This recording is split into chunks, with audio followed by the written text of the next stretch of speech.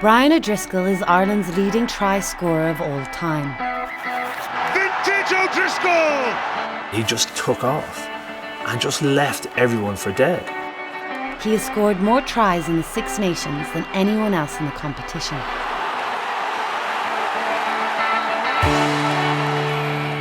He was the god of Irish rugby.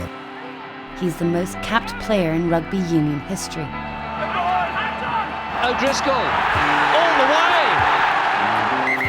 Ferocious. The highest scoring centre in international rugby union. It's Brian O'Driscoll! Such grace and heroism and genius. He's arguably Ireland's greatest ever sportsman. But what made him?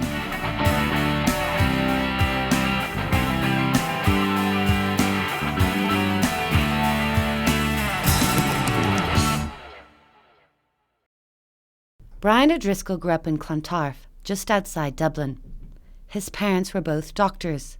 A natural sportsman at primary school, he showed aptitude at both Gaelic football and soccer. But the choice of his secondary school was what steered him towards rugby. It is a kind of a dream place. There's cups all over the place, there's heroes. This place has the habit of creating dreams for kids. Blackrock College is synonymous with rugby. It's won the Leinster School Senior Cup 68 times in the competition's 127-year history. It wasn't easy. There was a lot expected of you and demanded from you because Blackrock is very much made up of two elements, academia and extracurricular, and one is never given preference over the other. So no matter how tired in the morning or no matter how sore, your teachers would always be on top of you, demanding that the work was done and the work was kept up. But there was also a sense that you were made aware of the great responsibility you had, that this doesn't happen for everyone. Blackrock instills in you a confidence and a confidence in your own ability to want to go out and influence games, to win and to make those steps. It shows a massive enjoyment in the game, shows you what way it should be played. That's why there's so many kids playing it, because there's 60% of the guys that play in the school will never make the top side. They still go out and play. They still enjoy it. In his junior years, Brian didn't make the top side. Twinkle in his eye, nice guy, never caused any serious trouble, but he wasn't one of those kind of licks, as the kids would call them. He wasn't a goody two-shoes. He didn't do everything perfectly. If there was a chance to be on the edge of things, he was on the edge of things a bit, He floated under the radar. When he was 15, Brian was small for his age. Despite his speed and talent, other teams singled him out, but it didn't stifle his ambition. He liked to express himself and he liked to do things that were a bit kind of glamorous, and I remember it was very difficult to stop Brian doing very cool, elaborate, sexy moves when they were unnecessary. When you already had a game won, if he got on the pitch, he had to try something fancy just for the fun of doing it. Brian worked hard at rugby and broke into the senior team in his last year. And what a side to break into. Blackrock sent 9 pupils on an Ireland schools tour where they beat Australia schools down under. But even then, Brian wasn't exceptional. I think Brian really was one of those flowers who bloom late. When he left school, something happened. He grew a little bit bigger. His wonderful skills became more useful when he wasn't suffering from a size kind of problem. So actually, we all knew he was good, but we never knew he was going to be that good. No. Upon leaving school, he played for UCD and Leinster reserves. One Saturday morning at Garryowen in Limerick, in an unremarkable game, he stood out. And O'Driscoll got the ball in the first half. He took the ball standing still. He went in and out and around a rather slow-moving opponent. That was the thing I remember, was that sort of that lightning pace off the mark. And they didn't lay a hand on him, dotted down behind the posts, and I turned to my colleague and he said, "Okay, I'll toss you for the first interview with him."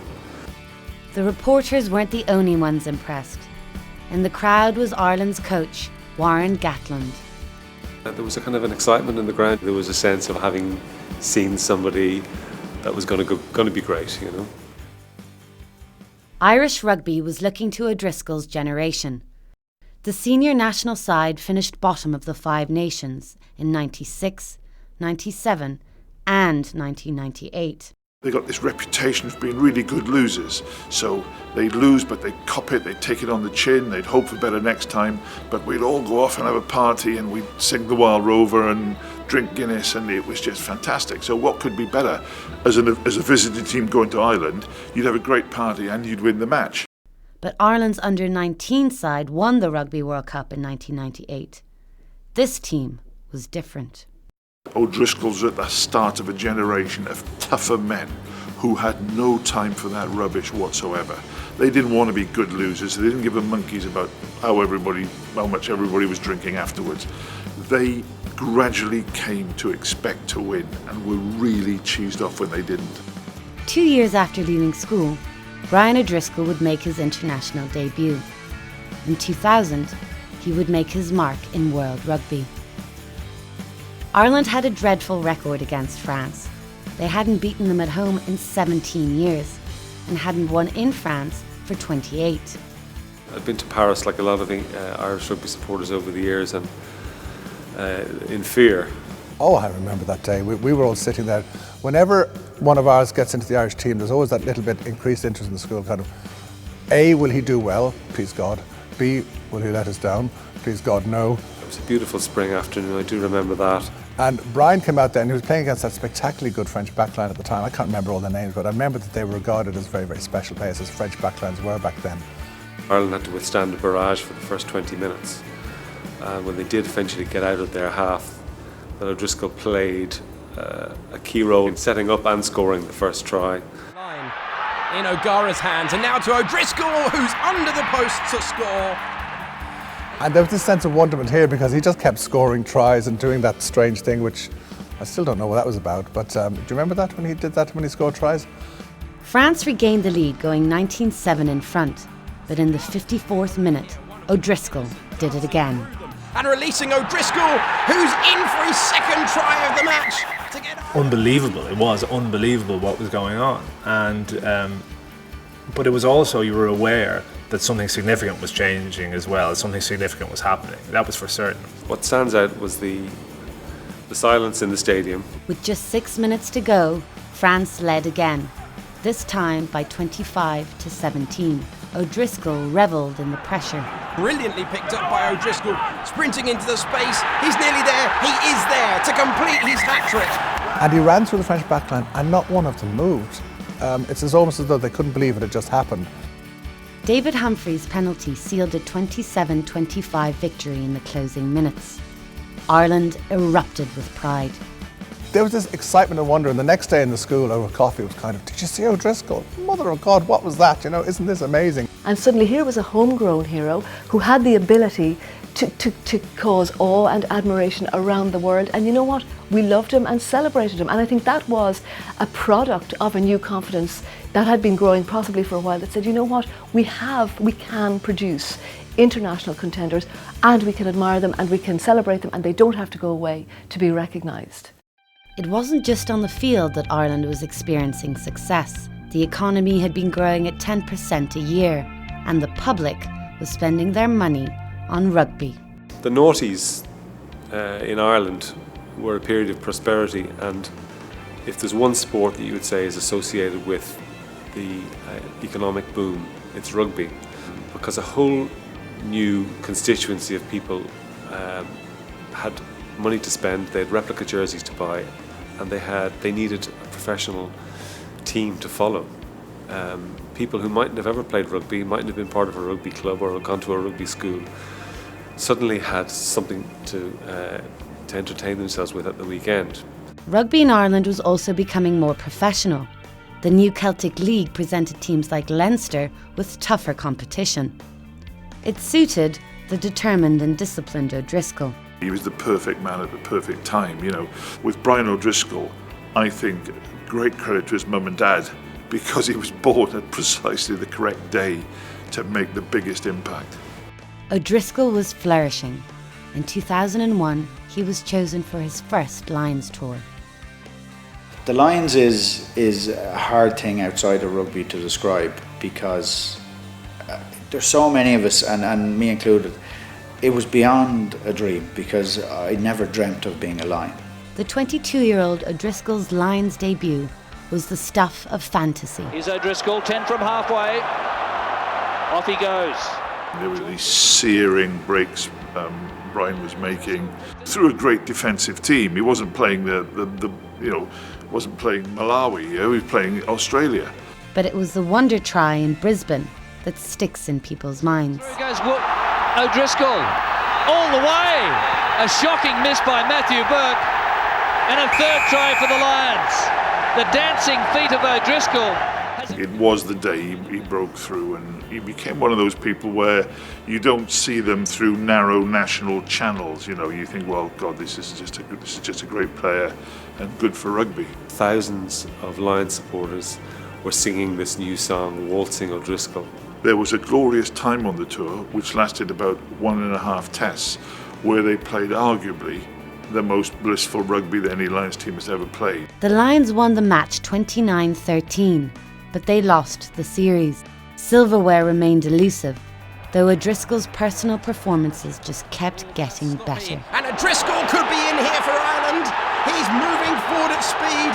He's sprinting clear. Scotland won't catch him. And for the second time today, Brian O'Driscoll scores for Ireland. In 2003, injury forced Irish skipper Keith Wood to retire. O'Driscoll was in the frame. It seemed entirely appropriate at the time. That was the thing. There was nobody going, we shouldn't have a 23-year-old as a captain of the country. Everybody was going, yeah, well, that makes a lot of sense. And I remember going into his room, I got a phone call, and he said he'd been offered the captaincy. And we were literally jumping around the room, you know. He was very nervous about it when he first got the Irish captaincy, you know, but he served his apprenticeship in the public eye. The box wasn't clicked straight away, you know, when it came to leadership and everything like that. The older players and how they interact with them.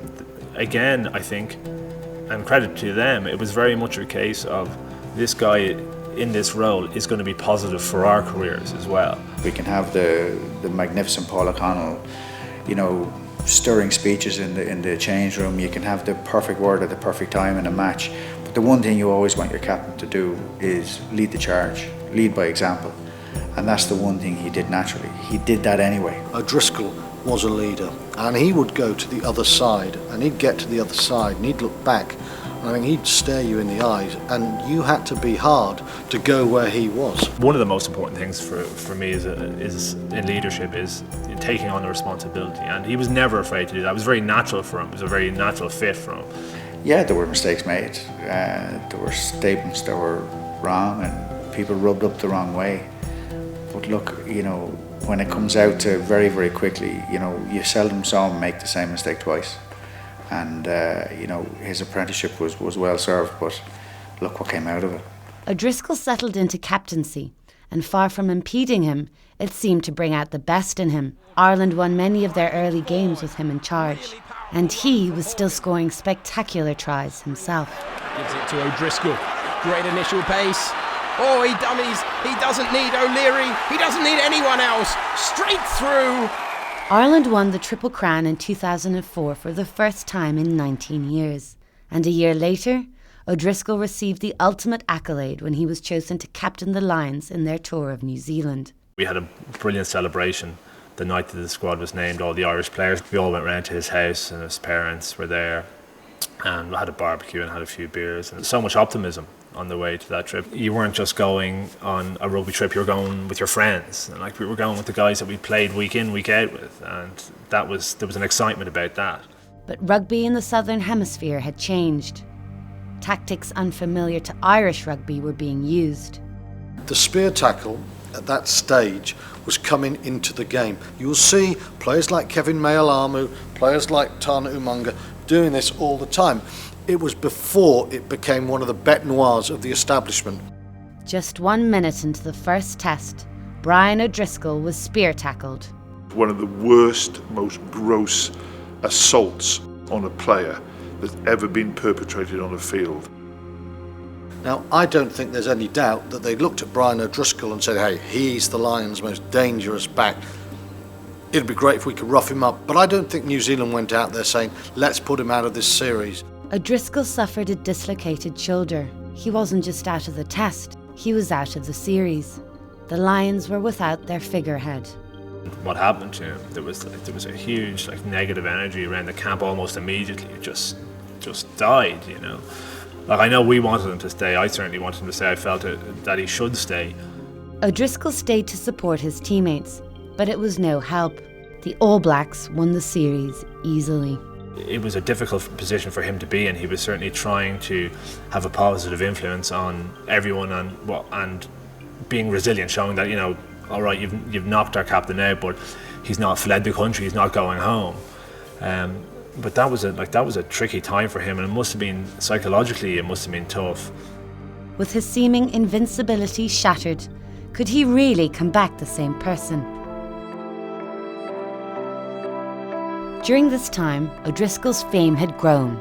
He'd become a celebrity in his own right.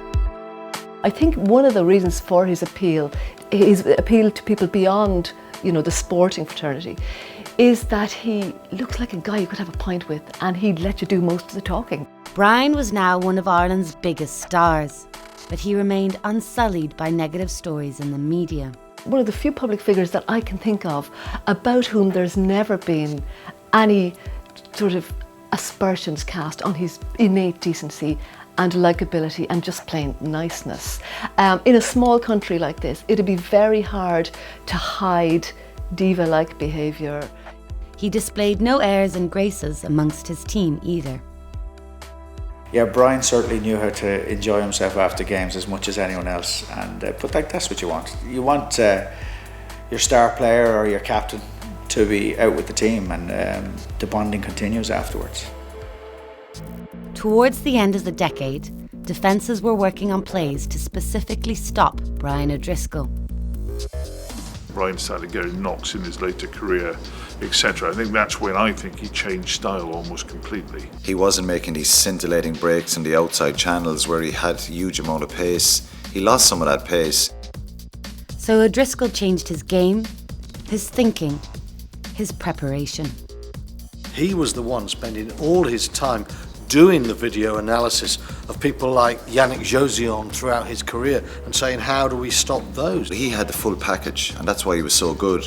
Defensively strong, at the breakdown really strong, you know, line breaks, passing ability off both hands. He just had the full package. But without the ball, he was one of the architects of Ireland's entire defensive game, and he made himself into one of professional era's great defensive players. The way he changed his game would be examined in the greatest year of his career, 2009. A Grand Slam, it just doesn't happen in Ireland. It had been so close so many times, and it was almost the nation supporters were going, these players deserve it. Early omens were good. Ireland had the advantage of being at home against main rivals France and England, but O'Driscoll didn't need luck. That Grand Slam was almost like a microcosm of his whole career, because in almost every game he played a key role in one of the most important moments in it. Now O'Leary, O'Gara, now to O'Driscoll, who breaks through the line, sprinting forward, checks inside and scores a magnificent try. O'Driscoll scored tries in 4 out of the 5 matches and stopped a try in the other match. But it was his physical commitment against England which summed up the team's determination. England somehow surviving this onslaught of Irish pressure. O'Leary looking for O'Driscoll, who finally finds a way through for Ireland. You know, he had a couple of 1-inch tries, but there were, more importantly, there was a number of big tackles. There was a number of breaks right through that Six Nations at key periods and key times that dragged Ireland to success. You know, that's when you have a head for the game like that, you just do whatever is necessary to win, and you can't ask any more of your captain. It is impossible to win a Grand Slam without deserving it. The contribution he personally made to it was incredible.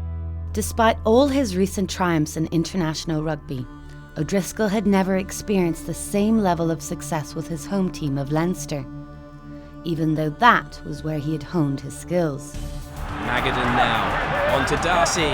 O'Driscoll through the legs, that was brilliant. It was almost a testing ground for his skill set.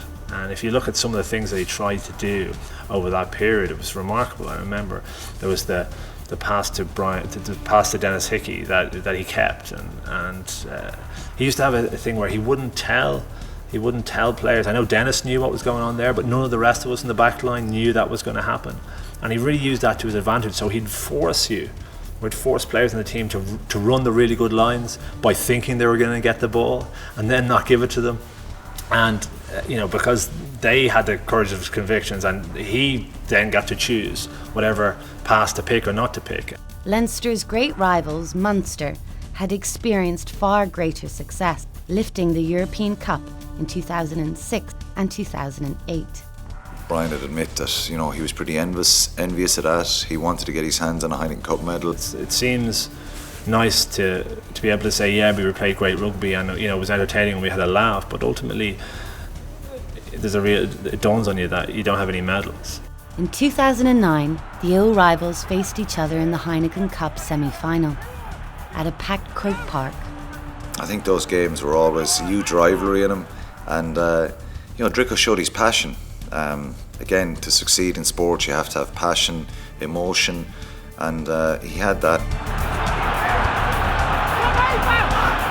Drico had a huge influence in that game right from the word go. I think he made a line break early on that led to a try, and obviously scored one with an interception in the end. Yeah, but an interception for O'Driscoll. It's Brian O'Driscoll striding clear, and I don't think they're going to catch him. He's going to go under the post to score. To have an idea of what he had put in for those previous 9-10 years to get to that point, you could really enjoy the sense of elation he got out of that. So that's my favourite memory of him. The Grand Slam was absolutely terrific, but I think he had given so much to Leinster rugby, and to get over the line with his home province, I think, gave him a special sense of satisfaction. The amount of emotion that was there, and that's a really great, fantastic memory. Something that we'd worked together towards for years and years and years, and we realised it. So that was an incredibly special moment. The following month, the British Lions went to South Africa.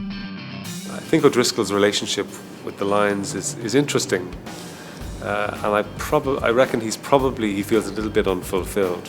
South Africa won that series. It was the third time he was on a losing Lions tour.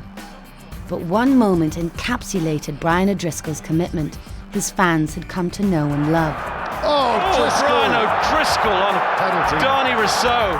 I think I'll remember him in warrior mode. I'll think of him as the guy who flung himself into Donny Rousseau, maybe 4 stone heavier than him and 4 inches taller than him, with absolute disregard for his own safety. In 2013, O'Driscoll was selected for his 4th Lions tour, only the 3rd player to achieve that feat. He was in the team which levelled the series 1-1. Then, Lions coach Warren Gatlin dropped him from the final test. On every Lions tour, there are probably 20 people who have the right to complain. None of them did. Brian didn't, but a torrent of followers did. And I think Brian would have found that hugely embarrassing. The decision was the right decision in the end from Gatlin, simply because they won. At last, O'Driscoll was part of a winning Lions tour.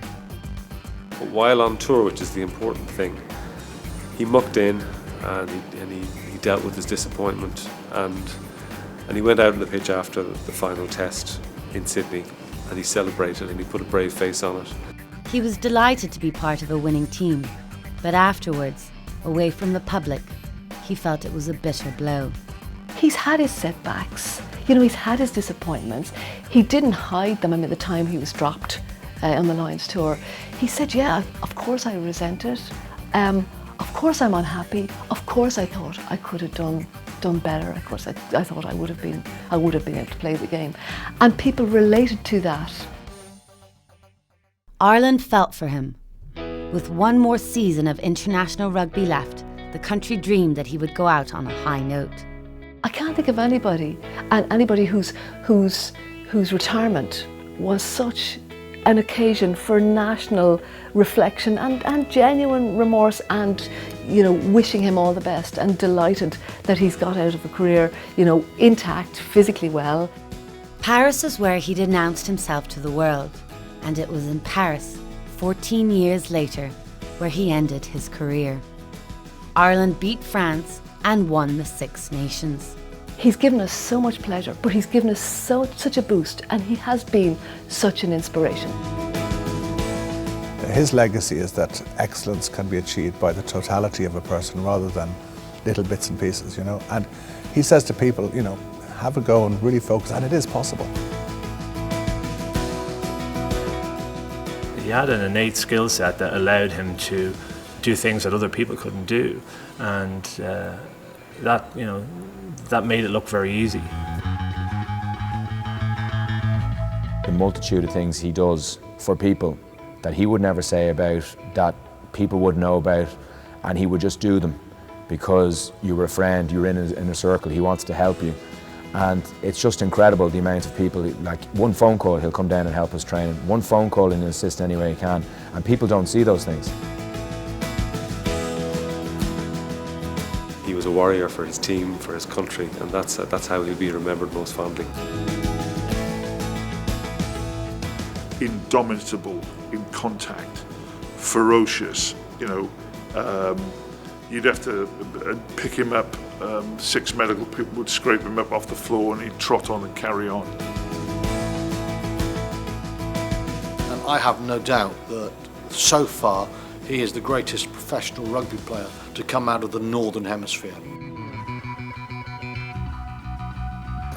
He leaves the game with obviously all these plaudits and people saying great things about him, but a huge amount of respect for what the type of guy he was, the rugby player he was, the teammate he was, the friend he was, the different guys, the leader he was, and that is a phenomenal thing to achieve.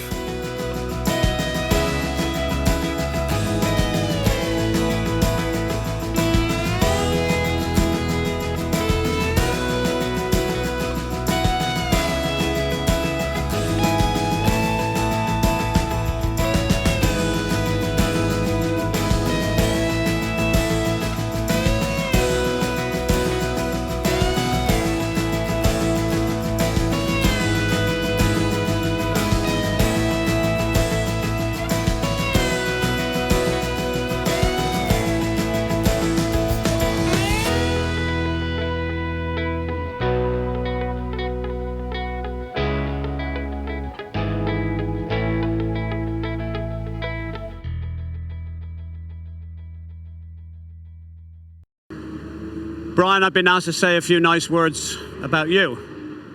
Quite difficult, really, because my first memory of you goes back many years ago. Really, it's through my own kids, the O'Donohues, the O'Driscolls and the Jordans, and how we all got to know what a great star you became. In fact, I don't really want to know what great pals you were with my daughter Zoe. That's for another conversation, clearly not on this television programme. Anyway, back to you and your career.